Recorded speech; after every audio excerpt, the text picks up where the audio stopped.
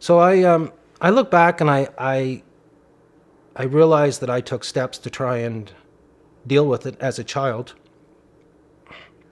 Didn't know how to deal with it, couldn't deal with it.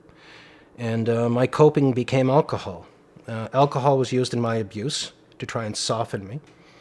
So by the time I was 13, I was a full-blown alcoholic. And it was the only way I could cope. I would steal alcohol. I started acting out, got in trouble with the police.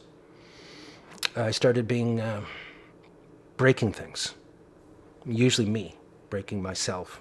I started lashing out at walls, hitting walls, smashing my head into walls. And my parents, of course, couldn't figure it out.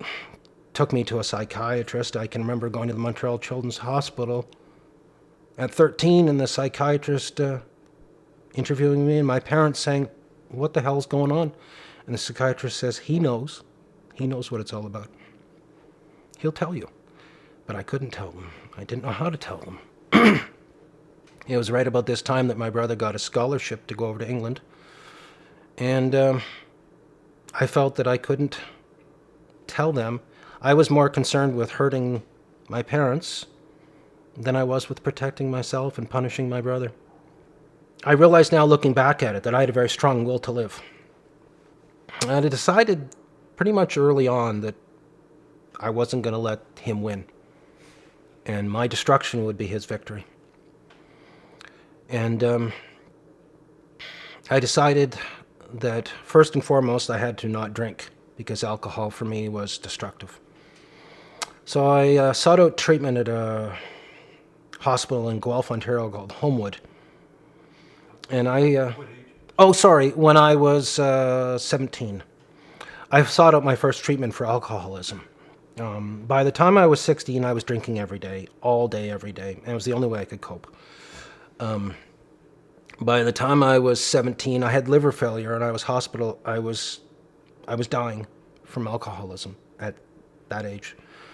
And I realized that if I didn't get help for at least my physical issues, that I would die. And sure enough, I had 3 ulcers. And so I sought out treatment at Homewood, which started out as a sanatorium, but is now a psychiatric institution. And it was the first time that I told anybody about what had happened, told anybody professional. And the response, although they listened to me, they weren't equipped to help me. I went there for alcoholism.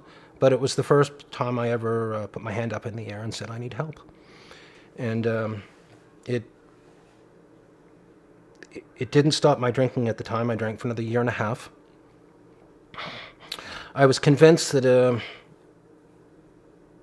if I drank myself to death, the world would be a better place.